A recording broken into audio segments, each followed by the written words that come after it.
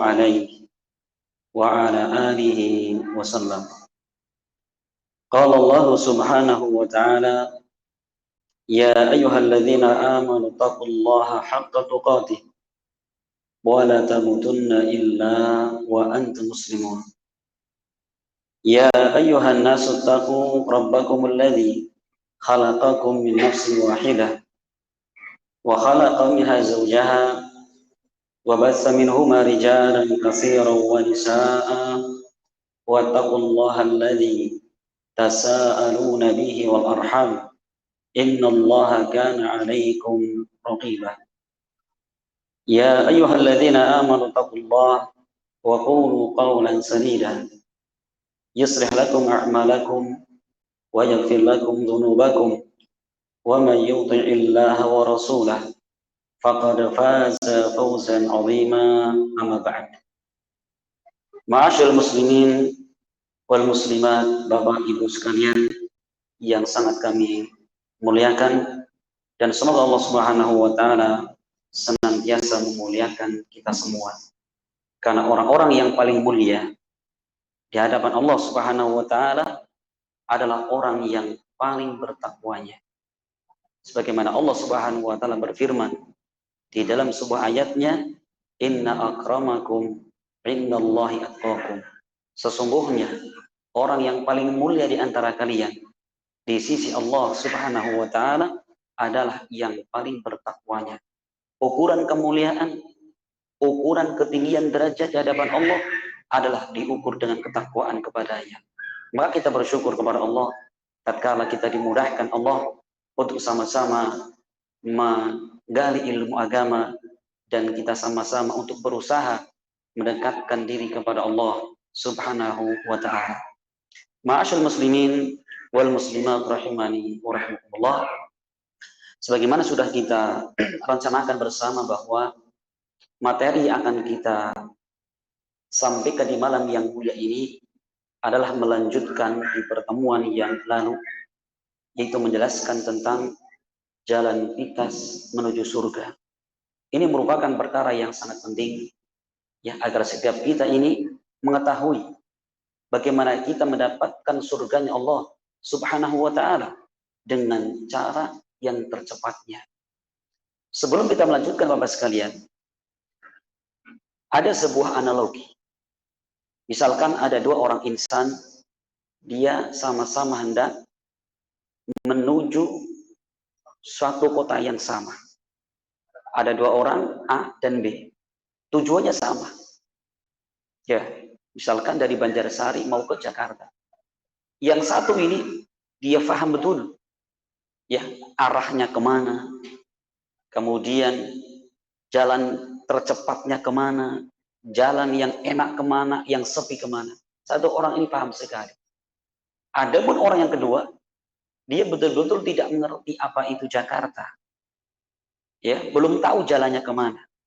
Maka kedua orang ini pun melakukan setar yang sama. Ya, ternyata setelah 5 jam perjalanan, kedua orang ini saling telepon, Pak, sampai mana, Pak? Yang satu menjawab, saya sekitar setengah jam lagi sampai Jakarta. Nah, jangan sampai mana, Pak? Saya sekarang sampai ke mana? Jogja. Loh, kok jauh sekali? Yang satu langsung ke Jakarta setengah jam lagi, yang satu justru menjauh dari tujuan intinya. Padahal apa? Tujuannya sama. Yang menentukan kenapa yang satu begitu cepatnya sampai ke tujuan, sedangkan yang satu muter-muter, bahkan habis waktu, habis tenaga, habis biaya, belum sampai ke tujuannya. Maka jawabannya satu, yaitu ilmu yang dia miliki. Maka sama saja, Bapak sekalian, orang yang hendak mendapatkan surganya Allah Subhanahu wa ta'ala, sedangkan dia memiliki ilmu, dia tahu mana jalan tercepat mendapatkan surga. Adapun orang-orang yang tidak memiliki ilmu, boleh jadi dia mengamalkan suatu amalan yang dia sangka, dia anggap mendatangkan surga, menuju ke surga, tetapi justru menjauhkan dirinya dari tujuan intinya mendapatkan surganya Allah Subhanahu wa ta'ala. Makanya Bapak sekalian, ini pentingnya kita, ya, menggali ilmu agama. Dan perlu kita ketahui, ma'asyiral muslimin, Allah Subhanahu wa ta'ala memberikan umur kepada umatnya Muhammad Sallallahu Alaihi Wasallam dengan umur yang sangat singkatnya. Maka andaikan kita mau menyamai atau bahkan mengungguli ibadah-ibadah umat-umat terdahulu, sangatlah jauh. Ya, hampir dipastikan tidak bisa. Kenapa? Allah Subhanahu wa taala memberikan umur kepada umat-umat terdahulu seperti kepada Nabi Nuh alaihissalam. Allah berikan umur kepada beliau untuk masa dakwahnya saja 1000 tahun kurang 50, alias 950 tahun. Ini Allah berikan kesempatan Nabi Nuh alaihissalam untuk beribadah kepada Allah, mengumpulkan bekal yang akan dibawa menuju Allah Subhanahu wa taala. Sedangkan kita umat Muhammad sallallahu alaihi wasallam, berapa kesempatan yang Allah berikan? Rasul menyebutkan dalam hadisnya, a'maru ummati ma baina sittina wa sab'in wa qalla ma yazidu ala dhalik. Umur umatku, kata Nabi, kisarannya antara 60 sampai 70, dan sangat jarang orang yang berumur melebihi 70 tahun. Ada, cuman jarang sekali. Keumuman manusia 60 sampai 70. Orang yang paling mulia, Nabi kita Muhammad sallallahu alaihi wasallam, berapa umur yang Allah berikan? 63 tahun. Abu Bakar As-Siddiq, orang yang termulia nomor 2 setelah Nabi, berapa Allah berikan umur? 63 tahun. Makanya kalau 63 tahun mau menyamai 1000 tahun, perkara yang kecil kemungkinannya. Namun Bapak sekalian, tahukah kita, ternyata Allah dan Rasulnya memberikan kepada kita sebuah amalan, ya, sebuah agama yang jika kita betul-betul mengamalkannya, kita bisa mengungguli umat-umat terdahulu. Kita beramal dengan amalan yang sederhana, amalannya kecil, namun pahala yang kita dapatkan melebihi daripada umat-umat terdahulu. Maka sudah saya singgung pada pertemuan yang lalu, bahwa cepat tidaknya seseorang mendapatkan surganya Allah Subhanahu wa taala dipengaruhi dengan 3 hal. Yang pertama adalah berkaitan tentang si pelaku amalan. Hendaklah orang yang melakukan amal, ya, dia ikhlas karena Allah dan menghadirkan hati. Jadi amalan itu bukan sekedar ucapan, bukan sekedar perbuatan, namun menghadirkan hati di dalam setiap amalan. Ya, maka di dalam kesempatan bulan Ramadan, Bapak sekalian, Rasulullah Shallallahu Alaihi Wasallam beliau menyebutkan 3 amalan besar di bulan Ramadan, yang dengannya Allah menjanjikan diampunkan dosa-dosanya. Dalam hadis yang datang dari sahabat Abu Hurairah, diriwayatkan Bukhari Muslim, Rasulullah bersabda, "Man shoma Ramadhana imanan wa ihtisaban, ghufira lahu ma taqaddama min dhanbi."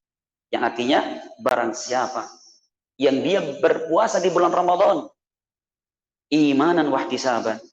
Kalau kita belajar bahasa Arab, imanan itu namanya maf'ul ajli. Tujuan dia melakukan amalan apa? Iman, dikarenakan iman, wahtisaban, dan mengharapkan pahala, maka akan diampunkan dosa-dosa yang telah berlalu. Coba sekalian, jadi berpuasa bukan sekedar berpuasa, bukan hanya meninggalkan makan dan minum, melainkan hati pun ikut serta dalam ibadah itu. Dengan apa? Dia meyakini itu kewajiban dari Allah Subhanahu wa taala, dan dia melakukan puasa itu ikhlas karena Allah Subhanahu wa taala, iman dan mengharapkan pahala. Amalan yang kedua, ya, Rasulullah Shallallahu Alaihi Wasallam menyebutkan bahwa sekalian tentang ibadah sholat tarawih. Beliau dalam hadis yang lainnya menyebutkan, man qama ramadhana imanan wa ihtisaban, ghufira lahu ma taqaddama min dhanbi. Barang siapa yang berdiri sholat tarawih di malam Ramadan dikarenakan iman dan mengharapkan pahala, maka akan diampunkan dosa-dosa yang telah lalu. Lagi-lagi Rasul mengkaitkan ibadah sholat tarawih dengan ibadah hati, yaitu apa? Yang mendorong dia melakukannya iman dan mengharapkan pahala. Makanya Bapak sekalian, ini sudah kita jelaskan di pertemuan yang lalu, agar bagaimana kita beribadah dan kemudian menyertakan hati, bukan sekedar lisan dan anggota perbuatan. Dan itulah Bapak sekalian, besar kecilnya pahala adalah tergantung dengan apa yang ada dalam hati. Syekhul Islam Ibnu Taimiyah di dalam kitab beliau Minhajus Sunnah, beliau mengatakan innal a'mala tatafadul bitafaduli ma fil qulbi minal imani wal ikhlas. Kata beliau, sesungguhnya amal hamba itu bertingkat-tingkat dari sisi pahala dan keutamaannya. Apa yang menentukan besar kecilnya pahala? Bitafaduli ma fil qalbi, tergantung dengan keutamaan, dengan keadaan hati orang tersebut berupa iman dan ikhlas dalam melakukannya. Maka kata beliau, fa inna rajulain la yakunu fi saffi wahidan, ya, wa baina salataihima kama baina samai wal ard.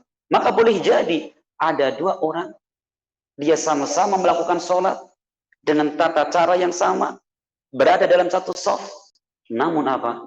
Pahala sholat kedua orang tersebut perbandingannya antara langit dan bumi. Kenapa? Yang menentukan semua itu, yang menentukan adalah kehadiran hati. Maka Bapak sekalian, ini penting sekali. Tatkala kita beribadah kepada Allah Subhanahu wa taala, hadirkan hati di dalam setiap kita melakukan amalan. Ini adalah keterkaitan yang pertama. Adapun yang kedua, cepat tidaknya kita mendapatkan surga dipengaruhi dengan jenis amalan. Hendaklah kita belajar dengan baik-baik bagaimana agar kita ini bukan sekedar mendapatkan pahala biasa, namun mendapatkan pahala yang luar biasa. Dan sebagai contoh Bapak sekalian, sebentar lagi kita masuk bulan Ramadan. Ya, ibadah puasa, ibadah yang luar biasa. Ya, sampai Rasulullah SAW menyebutkan, Allah berfirman dalam hadits qudsi, kullu amali bin adam lahu illa siyam fa innahu li wa ana ajzi bihi. Rasulullah bersabda, Allah berfirman, setiap amalan hamba untuk dia diserahkan kecuali puasa, kata Allah Subhanahu wa taala. Puasa ini untuk aku dan aku yang akan langsung memberikan pahala itu. Ya, memberikan pahala bagi orang-orang yang berpuasa. Allah langsung. Ya. Namun Bapak sekalian, sekuat-kuatnya kita berpuasa, di dalam sehari kita hanya mampu berpuasa sehari. Ya Pak ya, apa ada orang hari ini saya puasa 2 kali? Nggak bisa. Namun ada cara Bapak sekalian. Kita berpuasa sehari, namun bisa kita mendapatkan pahala puasa berhari-hari, berkali-kali. Bagaimana caranya? Rasulullah SAW menyebutkan di dalam hadis yang diriwayatkan oleh Imam Tirmidzi, dan beliau menilai hadis ini hasan sahih. Datang dari sahabat Zaid ibn Khalid al-Juhani. Rasul bersabda, man fattara sha'iman kana lahu mislu ajrihi ghaira annahu la yanqusu min ajri shaimi syai'un.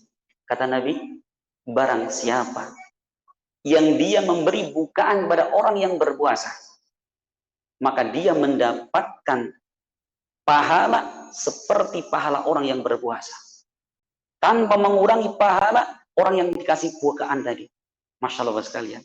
Andaikan dalam sehari kita targetkan 10 orang kita beri bukaan, berarti di hari itu kita mendapatkan 1 pahala puasa sendiri, ditambahkan 10, berarti 11 pahala.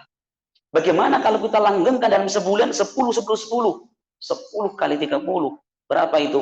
300 pahala puasa, tambah puasa kita sendiri. Ini Masya Allah pintu kebaikan yang luar biasa. Ya, makanya kalau orang-orang yang Allah berikan kepada kita kemudahan, kelonggaran rezeki, ini adalah pintu kebaikan yang luar biasa. Lakukanlah amalan ini agar kita bisa mendapatkan pahala puasa berlipat-lipat. Ini puasa yang pertama. Yang kedua Bapak sekalian, di dalam bulan Ramadan ada amalan yang sangat besar pula, yaitu kita qiyamul lail. Kita sholat tarawih yang pahalanya luar biasa. Namun tahukah Bapak sekalian, bagaimana caranya kita sholat malam, sholat tarawih dalam waktu yang sangat singkat, namun kita bisa mendapatkan pahala sholat tarawih sepanjang malam. Bagaimana caranya? Maka Rasulullah SAW beliau memberikan tips di dalam masalah ini. Ya, beliau SAW bersabda, ya, man qama ma'al imami hatta yansharif kutiba lahu qiyama lailatin. Kata Rasul, barang siapa yang dia melakukan sholat tarawih bersama imam sampai selesai, dari pertama sampai selesai, maka dituliskan untuknya seperti orang sholat satu malam penuh. Nah ini kunci lagi Bapak sekalian. Bagaimana kita sholat bersama imam dan tidak meninggalkan imam sama sekali sampai selesai. Berapa pahala Allah berikan? Seperti sholat satu malam. Seperti sholat satu malam. Ya, dari maghrib sampai subuh. Berapa jam gitu kita sholat? Walaupun kita hanya melakukan sholat paling lama setengah jam. Tapi kalau kita lakukan bersama imam, itulah pahala yang Allah berikan kepada kita. Itu yang kedua. Amalan yang ketiga Bapak sekalian, di dalam puasa di dalam bulan Ramadan, itu amalan yang sangat dianjurkan adalah tilawatul Quran. Membaca Al-Quran. Ya, yang mana Rasulullah SAW tatkala memberikan dorongan bagi orang-orang yang membacanya. Di dalam hadis yang datang dari sahabat Abdullah ibn Mas'ud dan diriwayatkan Imam Tirmidzi, Rasul bersabda, "Man qara'a harfan min kitabillah falahu hasanah wal hasanatu bi asyri amsalihah. La aqulu alif lam mim harfun walakin alif harfun lam harfun mimun harfun." Kata Nabi, barang siapa yang dia membaca satu huruf dari kitab Allah ini, dari Al-Quran, maka dia mendapatkan satu pahala. Dari satu pahala ini akan dilipatkan menjadi 10 pahala. Maka kata beliau, aku tidak mengatakan alif lam mim satu huruf, tidak. Tapi alif satu huruf, lam satu huruf, mim satu huruf. Per huruf yang Allah kan itu pahala kita. Namun Bapak sekalian, sekuat-kuatnya kita membaca Al-Quran, sehari mau kuat berapa kali? Berapa kali khatam dalam sehari? Paling 1 kali khatam untuk seminggu, untuk 1 pekan. Tapi Bapak sekalian, mungkinkah kita dalam sehari ya bisa berkhatam berkali-kali? Bisa. Bagaimana caranya? Rasulullah SAW, beliau pernah satu ketika, ya, hadis ini diriwayatkan Imam Muslim, datang dari sahabat Abu Sa'id Al-Khudri. Jadi ada satu ketika Abu Sa'id mendengarkan ada seorang yang dia membaca surat Qul Huwallahu Ahad berkali-kali, diulang-ulang. Maka begitu datang Nabi, dia laporkan perkara tersebut. Ada orang yang baca Qul Hu, ya, diulang-ulang terus. Ya, sampai kalau di tempat kita ada imam Qul Hu terus sampai, "Pak, kemana Pak? Mau nyari rumahnya Pak Imam Qul Hu," gitu ya. Saking itu. Seakan-akan Qul Hu itu perkara yang remeh. Berarti kan, apa jawaban Nabi?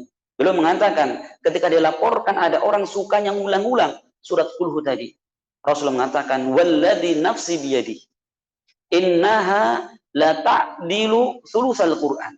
Demi Allah yang jiwaku ada pada tangannya, sesungguhnya surat Qul Hu tersebut keutamaannya adalah menyamai sepertiga dari Al-Quran. Ya, berarti 10 juz. Andaikan kita membaca Qul Hu 3 kali, pahala kita dapatkan seperti kita membaca Al-Quran dengan penuh 30 juz. Ini kunci yang luar biasa Bapak sekalian. Ya, maka jangan kemudian lisan ini ya mengucapkan kalimat-kalimat selain kalimat thayyibah. Perbanyaklah kita membaca surat Al-Ikhlas tadi, karena pahala yang didapatkan luar biasa, menyamai sepertiga dari Al-Quran. Ini sisi yang pertama. Sisi yang kedua Bapak sekalian, para ulama ketika menjelaskan tilawatul Quran terbagi menjadi 2. Yang pertama adalah tilawah lafdhiyah. Kita membaca Al-Quran secara lafaz, buka ayat per ayat, surat per surat. Itu namanya tilawah lafdhiyah. Namun di sana ada jenis tilawah yang kedua, yaitu tilawah maknawiyah. Kita membaca Al-Quran secara makna. Yaitu apa? Kita membenarkan segala berita yang ada dalam Al-Quran. Kita mengimani segala yang dikhabarkan dalam Al-Quran. Dan kita berusaha menjalankan berita dalam Al-Quran. Dan kita menjauhi segala yang dilarang dalam Al-Quran. Walaupun lisan ini tidak membaca Al-Quran, tetapi hati ini meyakini. Anggota badan ini menjalankan berita Al-Quran. hakikatnya kita sedang tilawatul Quran. Maka bisa jadi dalam 24 jam kita hidup selalu mendapatkan pahala. Dengan apa? Tilawatul Quran maknawi. Tanya Bapak sekalian. Maka itu pintu kebaikan yang luar biasa. Pintu kebaikan yang luar biasa. Ya, tentang membaca Al-Quran. Puasa sudah, membaca Al-Quran sudah. Apa yang ketiga? Bagaimana kita bersedekah di bulan Ramadan, kemudian Allah lipat gandakan pahalanya. Kita kalau bersedekah Bapak sekalian mendapatkan pahala. Berapa pahalanya? Di dalam surat Al-Baqarah Allah menggambarkan, "Matsalul ladzina yunfiquna amwalahum fi sabilillah kamatsali habbatin ambatat sab'a sanabila fi kulli sumbulatin mi'atu habbah wallahu yudha'ifu liman yasha wallahu wasi'un alim." Permisalan orang-orang yang menginfakkan hartanya di jalan Allah Subhanahu wa taala seperti orang yang menanam satu biji. Jadi satu biji ini akan menumbuhkan satu batang, dan satu batang ini menghasilkan 7 ranting. Setiap ranting ini menghasilkan 100 biji. 100 kali 7 berapa berarti? 700. 1.000 rupiah yang kita sedahkan, ibaratnya apa? Allah siapkan untuk kita 700 rupiah. Satu dilipatkan menjadi 700 kali. Masya Allah Bapak sekalian. Tapi apa di situ? Masih ada hitungannya. Namun di sana ada pintu kebaikan yang lain. Bagaimana kita bersedekah dan pahala yang kita dapatkan bukan sekedar 700 kali lipat. Bagaimana cara Bapak sekalian? Kita mensedekahkan harta kita di jalan kebaikan. Ya, seperti yang disebutkan Nabi SAW di dalam sebuah hadis yang diriwayatkan Bukhari Muslim. Datang dari sahabat Zaid bin Khalid, Rasul mengatakan, "Man jahaza hazian fi sabilillah faqad haza." Barang siapa yang mempersiapkan perbekalan orang-orang yang hendak berjihad di jalan Allah, ya, dia mempersiapkan perbekalannya, kasih perbekalannya, walaupun dia tidak ikut berjihad, maka Allah tuliskan untuknya pahala berjihad. Maka sama saja, misalkan kita mendapati ada seorang penuntut ilmu agama, dia tidak mampu untuk beli kitab, mereka tidak mampu untuk bayar misalkan. Kita punya harta, kita sedekahkan kepada mereka. Kelak mereka berdakwah di jalan Allah Subhanahu wa taala, maka setiap mereka berdakwah kita mendapatkan pahala. Coba sekalian, andaikan kita mampu dalam 1 tahun target 2 orang, tahun depan 2 orang lagi, berapa banyak pahala yang kita dapatkan. Kita duduk manis di rumah, kita bercumbu dengan anak dan istri kita, namun apa? Pahala selalu mengalir. Ini juga pintu kebaikan yang perlu untuk kita perhatikan. Karena Bapak sekalian, bahwa seorang yang menjadi sebab dalam suatu urusan, dia mendapatkan pahala seperti orang yang melakukan secara langsung. Sebagaimana para ulama memberikan kaidah, ya, al-musabbib lahu hukmul mubashir. Orang yang menjadi sebab terhadap suatu, maka dia dihukumi mendapatkan seperti orang yang melakukan secara langsung. Jika kita menjadi sebab kebaikan, ya, maka kita mendapatkan kebaikan pahala seperti orang yang melakukannya. Tapi naudzubillah, kalau kita menjadi sebab kejelekan, sebab kemaksiatan, kita pun akan ikut menanggung dosa-dosa yang kita menjadikan sebab padanya. Maka Masya Allah sekalian, jadilah kita termasuk orang yang paling pandai menjadi sebab di jalan kebaikan. Ya, di jalan kebaikan. Jadi kita lihat, kalau kita sedekah kepada orang miskin dapat pahala. Dapat pahala. Namun kalau kita sedekahkan harta kita, zakat kita kepada orang miskin, dan dia penuntut ilmu agama, double pahala kita dapatkan. Pahala sedekah kepada orang miskin, dan kemudian kita juga mendapatkan mengalirnya pahala. Disebabkan karena orang yang kita berikan nafkah, kemudian mereka berdakwah di jalan Allah Subhanahu wa taala. Pahala luar biasa. Padahal Bapak sekalian, seorang yang berdakwah di jalan Allah Subhanahu wa taala, pahalanya luar biasa. Rasul Shallallahu alaihi wasallam dalam sebuah hadis yang diriwayatkan Imam Muslim, yaitu ketika terjadi salah satu peperangan. Rasul Shallallahu alaihi wasallam saat itu beliau sedang berada di tengah-tengah para sahabat. Dan Rasul mengatakan, la uqiyanna rayata ghadan rajulan yuhibbullah wa rasulah wa yuhibbuhullah wa rasul. Rasul mengatakan, sungguh saya besok hari akan serahkan bendera perang ini kepada seorang lelaki yang dia cinta kepada Allah dan Rasulnya. Allah dan Rasulnya pun cinta kepada dia. Apa kata Rasul? Kata Rasul, aku akan berikan bendera perang ini kepada seorang lelaki yang dia cinta kepada Allah dan Rasulnya. Allah dan Rasulnya pun cinta kepada dia. Wa yaftahullahu baina yadayhi, dan Allah akan memenangkan peperangan tersebut dengan sebab orang tersebut. Maka para sahabat saat itu semua mengharapkan agar bendera perang ini diserahkan kepadanya. Tidak lain Umar bin Khattab. Bahkan Umar mengatakan, wallahi, demi Allah, aku belum pernah selama hidupku ini menginginkan mendapatkan jabatan melainkan saat itu pengen diberikan Nabi bendera perang. Ternyata di pagi harinya Rasul berkumpul di tengah para sahabat dan bertanya, aina Ali bin Abi Thalib? Di mana Ali bin Abi Thalib? Kata para sahabat, huwa yashtaki ainaihi. Wahai Rasul, Ali sedang sakit kedua matanya. Kemudian Rasul ngutus seorang sahabat, tolong Ali bawa ke masjid. Dipapah ke masjid, saking parahnya sakitnya. Kemudian Rasul mendoakan Ali bin Abi Thalib dengan meniupkan ke mata Ali bin Abi Thalib. Seketika dengan izin Allah Subhanahu wa taala sembuh penyakitnya Ali. Bahkan seakan-akan Ali tidak habis sakit. Kemudian Rasul mengatakan, ya Ali, aku serahkan bendera ini kepada engkau. Kemudian kata Rasul mengatakan kepada Ali, apa wasiatnya? Ya Ali,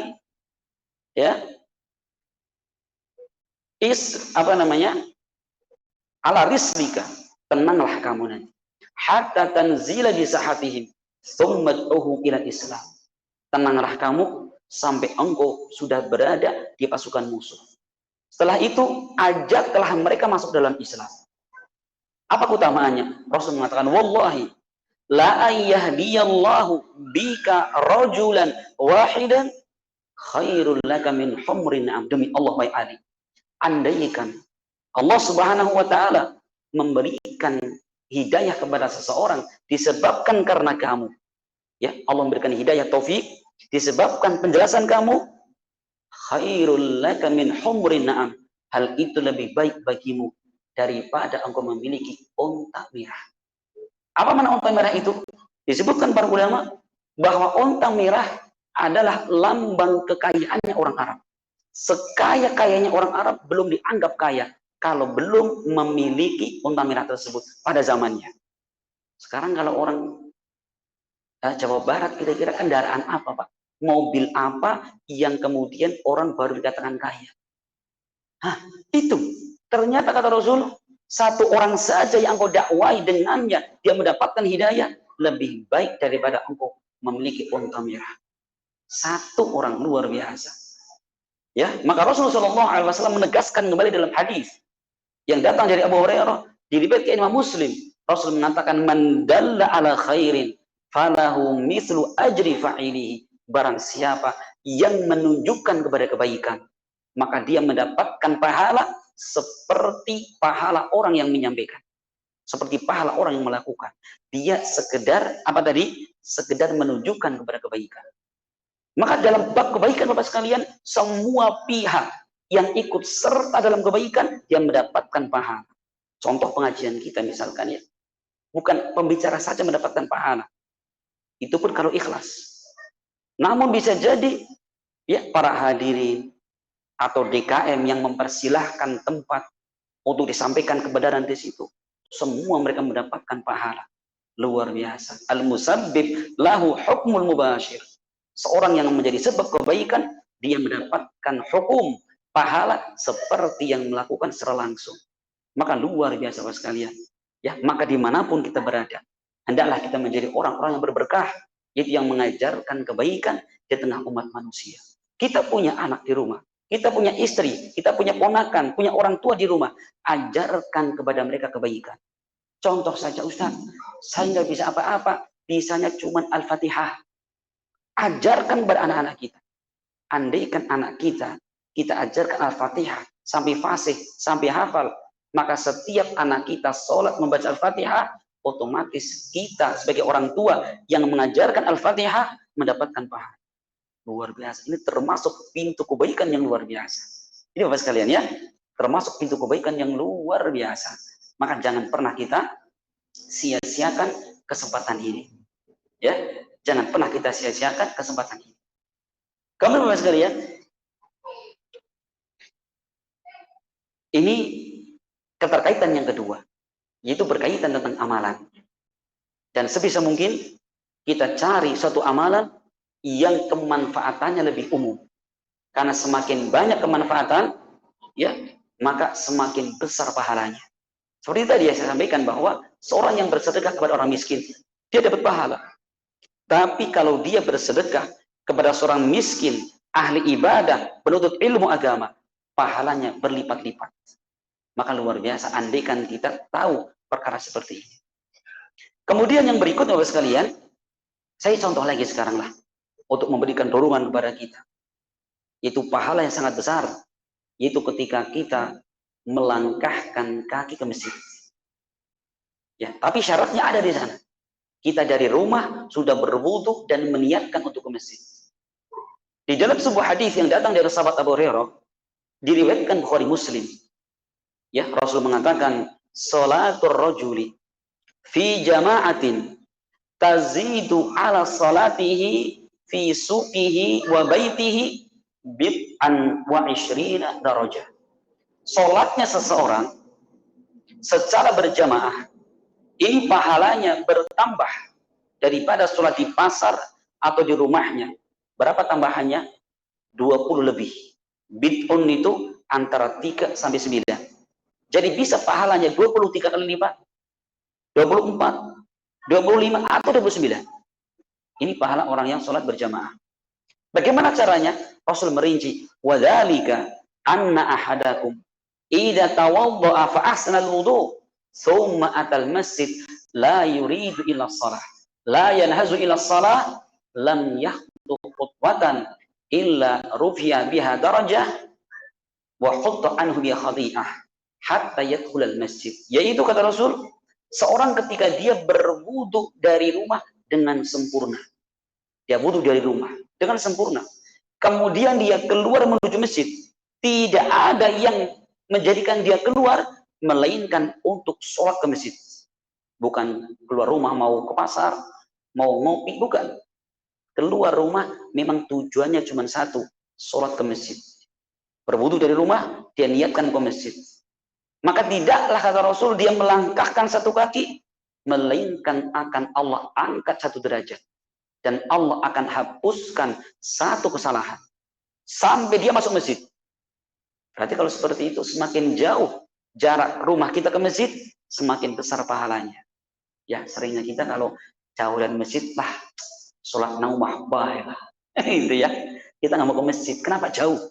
Padahal semakin jauh jarak yang kita tempuh, semakin besar pahalanya. Ya, maka kemudian kata Rasul, sampai dia masuk masjid. Apakah begitu masuk masjid selesai keutamaan? Tidak. Rasul melanjutkan, "Fa'idza dakhala al-masjid kana fi sholati ma kanat as-salatu hiya tahsibuhu." Jika dia sudah masuk masjid, ya, maka dia terus-menerus mendapatkan pahala sholat jika dia sedang menunggu datangnya waktu sholat. Masya Allah, duduknya kita di masjid. Contoh misalkan ya, kita sholat duhur, 11:30 masuk ke masjid. Sudah wudu dari rumah masuk ke masjid. Maka kita sholat sunnah, kita duduk di masjid. Selama kita duduk di masjid menunggu waktu azan, maka Allah Subhanahu wa ta'ala tuliskan untuk kita pahala sholat. Sekarang bagaimana kalau kita habis maghrib masuk ke masjid sholat, nunggu waktu isya kita taklim, walaupun kita tiduran ngantuk-ngantuk, duduknya kita, ngantuknya kita ini ditulis oleh Allah sebagai pahala sholat. Masya Allah, pintu kebaikan yang luar biasa. Kemudian kata Rasul, bagaimana kalau selesai sholat? Ya, beliau mengatakan, "Wal malaikatu yusalluna ala ahadikum madama fi majlisihi alladhi shalla fi." Dan para malaikat bersolawat, itu mendoakan kebaikan untuknya selama dia selesai sholat masih berada di tempat yang dia sholat. Ini menunjukkan sunnahnya kita salam dari sholat, jangan tinggalkan tempat kita sholat di situ, duduk di situ.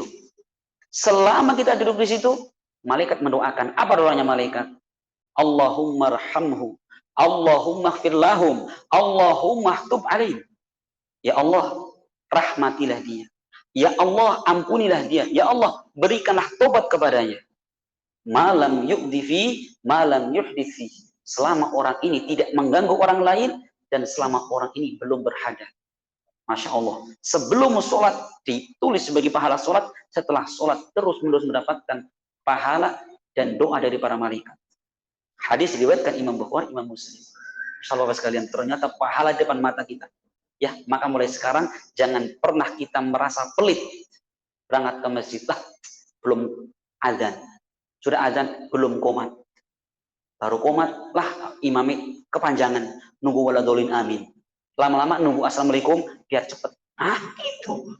Masya Allah sekalian, rugi di atas kerugian. Ini beberapa contoh sekalian, amalan yang Allah Subhanahu wa Ta'ala akan lipat gandakan kebaikan dan pahalanya. Ya, kita berpindah sebab yang ketiga, yaitu yang berkaitan dengan waktu dan tempat pelaksanaan. Waktu dan tempat pelaksanaan. Jadi waktu sekalian dan tempat itu mempengaruhi. Adapun masalah waktu, Allah Subhanahu wa Ta'ala di dalam setahun menurunkan satu malam yang siapa beribadah di dalamnya, Allah lipatkan pahalanya, yaitu malam Lailatul Qadar. Yang Allah sebutkan di dalam surat Al-Qadar ayat ketiga. Lailatul Qadri khairun min alfi syahr. Malam Qadar itu khair. Di dalam bahasa Arab khair itu tidak sama dengan Mbak. Khair itu ada isim tafdil yang maknanya lebih baik. Jadi malam Lailatul Qadar, siapa yang beribadah di dalamnya lebih baik daripada dia beribadah 1000 bulan. 1000 bulan, kalau kita hitung 80,3 tahun. 83,3 tahun. Jadi 83 tahun 4 bulan. Bagaimana kalau kita bisa mendapatkan Lailatul Qadar selama 10 tahun? Berarti kita seperti beribadah selama berapa? 830 tahun 40 bulan. Bagaimana kalau kita mendapatkan Lailatul Qadar 20 tahun? 1600 tahun lebih. Bukankah kita bisa melebihkan amalannya Nabi Nuh alaihissalam dan umatnya? Bisa. Ini kalau kita tahu tentang waktu pelaksanaan ini. Ya, maka Rasulullah SAW sekalian mencontohkan. Ketika datang 10 terakhir, apa kata Aisyah? Karena Rasulullah idza dakhala ashrul awakhir syadda mi'zarahu wa ahya lailahu wa aiqad ahlahu. Rawahu Bukhari Muslim. Kata Aisyah, Nabi SAW jika masuk 10 terakhir, apa yang melakukan? Kencangkan ikat pinggangnya. Artinya menjauhi istrinya, menjauhi tempat tidurnya, menghidupkan malamnya untuk apa? Beribadah. Dan yang ketiga, membangunkan keluarganya, anak dan istrinya bangunkan. Ustaz, sama kayak kita berarti ya? Iya, kita kalau malam 10 terakhir, kencangan pinggang, apa? Nyari untung sebanyak-banyaknya. Gitu ya. Bangunin istri, bu bangun, apa? Roti ini mateng. Itu bedanya. Kalau Rasul bangun kan untuk ibadah, kalau kita bangunkan bu mateng roti ini. Gitu ya. Masya Allah sekalian, kalau itu kesempatan luar biasa. Ini berkaitan tentang apa? Tentang waktu. Dan Rasul ketika menyebutkan tentang seorang yang melakukan umroh di bulan Ramadan, Rasul mengatakan, ya, umratun fi Ramadan ta'dilu hajjatan. Rawahu Muslim. Orang yang melakukan umroh di bulan Ramadan, pahalanya sama seperti pahala haji. Itu berkaitan dengan apa? Dengan waktu pelaksanaan. Ya, yang terakhir sekalian, dengan tempat pelaksanaan. Tempat pun berpengaruh. Rasulullah SAW ketika menyebutkan tentang pahala orang yang sholat di Masjidil Nabawi. Dalam hadis Abu Hurairah, Rawahu Bukhari Muslim, Rasul mengatakan, salatun fi masjid hada afdal min mi'ati salatin fi masiwah illal masjidal haram. Seorang yang sholat sekali saja di masjidku ini, Masjid Nabawi, yang ada di Madinah, itu lebih utama daripada 1000 kali dia sholat di tempat yang lain. Sekali sholat itu lebih unggul pahalanya daripada 1000 kali sholat di tempat yang lain, kecuali Masjidil Haram. Dan pahala sholat di Masjidil Haram, apa kata Nabi? Wassalatun fi Masjidil Haram afdal min mi'ati alfi salatin fi ghariha. Dan barang siapa yang sholat di Masjidil Haram yang di Mekah, maka satu kali saja lebih afdal daripada 100.000 kali sholat di tempat yang lain. Masya Allah sekalian. Ya, makanya ini adalah apa? Pintu yang luar biasa. Makanya orang-orang yang Allah mudahkan untuk bisa mendatangi dua tempat tersebut, maka luar biasa. Itu betul-betul keutamaan dan anugerah dari Allah Subhanahu wa taala. Ini Bapak sekalian, penjelasan yang sangat singkat, ya, semoga memberikan gambaran kepada kita dan semoga memberikan pencerahan kepada kita. Ternyata di sana ada pintu-pintu kebaikan yang jika kita menepuk pintu tersebut, betul-betul Allah akan mudahkan kita, mempercepat kita mendapatkan surganya Allah Subhanahu wa taala. Semoga Allah Subhanahu wa taala menjadikan amalan ini sebagai amalan pemberat timbangan kita di sisi Allah Subhanahu wa taala, dan semoga Allah Subhanahu wa taala ya berkenan menerima segala amal ibadah kita dan mengampuni segala dosa dan khilafan kita. Dan semoga Allah Subhanahu wa taala memasukkan kita semua ke dalam surganya bersama orang-orang yang kita cintai. Amin ya rabbal alamin. Saya mohon maaf atas segala kekurangan dan saya ucapkan terima kasih wa jazakumullah khairan atas segala perhatian. Subhanakallahumma bihamdik asyhadu an la ilaha illa anta astaghfiruka wa atubu ilaik. Assalamualaikum warahmatullahi wabarakatuh.